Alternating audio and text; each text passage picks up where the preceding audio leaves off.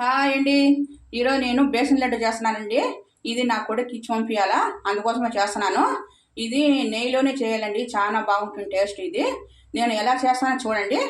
Already నేను 100 గ్రాములు నెయ్యి వేసానండి, ఇంకా కొంచెం పడుతుంది. ఇప్పుడు 100 గ్రాములు నెయ్యి వేసాను. ఇప్పుడు ఇది అర్ధ కేజీ శనగపిండి అండి. ఇది బాగా జల్లెడ పట్టి తీసుకోవాలా. ఇది నెయ్యిలోనే గోలించుకుందాం బాగా.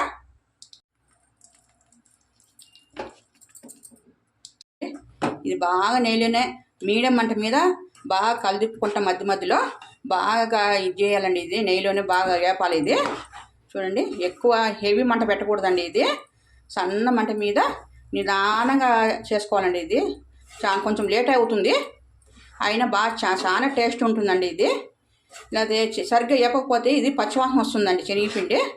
అందుకని నిదానంగా మంట పెట్టి, సన్న మంట పెట్టి వేపుకుంటా ఉండాలండి. ఇది చూడండి, అప్పుడే కలర్ చేంజ్ అవుతాను చూడండి. ఈ మారే వేపుకోవాలంటే నిదానంగా, ఇంకా చాలా సేపు పడుతుంది. ఇది అంతా గోల్డ్ కలర్ రావాలండి. ఇది ఇప్పుడు ఇంకా కొంచెం నెయ్యి వేస్తానండి.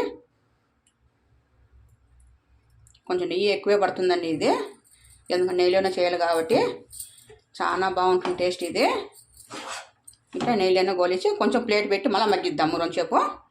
చూడండి, ఇది కలదిప్పుతూనే ఉండాలండి, చాలా సేపు పడుతుంది. ఇది స్టాప్ చేయకుండా కలిదిప్పుతూ ఉండాలండి. ఇది అడుగు అంటుతుంది, లేకపోతే మాడిపోతే బాగుండలేదు టేస్ట్. మాడిపోకుండా అడుగు అంటకుండా ఇట్లా కలిదిప్పుకుంటూనే ఉండాలండి సన్న మంట మీద. ఇంకా ఉందండి ప్రాసెస్. ఇది చాలా సేపు ఉండదు, ఇంకా లేట్ పడుతుంది. చూడండి, ఇది ఉంటలు కట్టకుండా కలుపుకోవాలండి. ఇది ఉంటలు కడతా ఉంటుంది. ఉంటలు కట్టకుండా ఇట్లా ఏ మరి అనుకుంటా స్నాప్ చేస్తూ ఉంటే ఇట్లా గంటి తీసుకొని మళ్ళీ కలిదిప్పుకునేది. ఉంటలు కట్టకుండా చూసుకోవాలండి. ఇది చూడండి, ఇంకా నెయ్యి వేస్తున్నాను. మొత్తం 300 గ్రాముల నెయ్యి పట్టింది చూడండి. అర్ధ కేజీ శనగపిండికి 300 గ్రాముల నెయ్యి. అంత అయితేనే బాగుంటుందండి దీనికి, లేకపోతే పచ్చివాసన వచ్చేస్తుందండి. ఇది సరిగ్గా వేపకపోతే నెయ్యిలో పచ్చివాసన వచ్చేస్తుంది. నెయ్యి లేకపోతే మాడిపోయి ఇస్తుంది. నెయ్యితోనే వేపాలండి. ఇది చూడండి, కలర్ ఎట్ట మారిందో. ఇంకొక 10 నిమిషాలు పడుతుందండి. ఆయిల్ అంతా బయటకు కొంచెం వస్తాను చూడండి. నెయ్యి అంతా బయటకు వచ్చేస్తుంది. బయటకు వచ్చి ఇట్లా మెత్తగా ముద్దగా అయిపోతుందండి. ఇది చూడండి ఎట్లా వస్తుందా. ఇంకొక 10 నిమిషాలు పెడితే సరిపోతుందండి. ఇది చూడండి, ఇది రెడీ అయిపోయింది. కింది దింపుకొని ఒక 5 నిమిషాల తర్వాత చక్కెర వేసుకుందాము. అంతలోకి నేను నెయ్యి వేసి ఇది అంత గోడంబి బాదము తర్వాత వేస్తానండి. దీనికి చూడండి, దీంట్లోకి చక్కెర వేస్తున్నానండి. చక్కెర మిక్సీ పట్టినాను.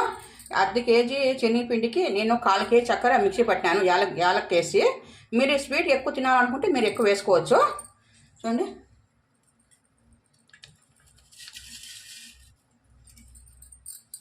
ఇదంతా బాగా కలుపుకుందాము.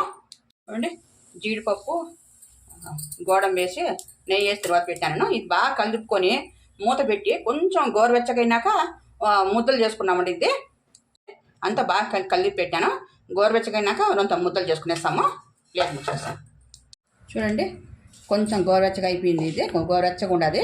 ఇప్పుడు ఉంట కట్టుకుందామండి. చూడండి చూడండి ఎంత పర్ఫెక్ట్గా వచ్చింది ఉంట. అన్నీ మరి కట్టుకుందామండి.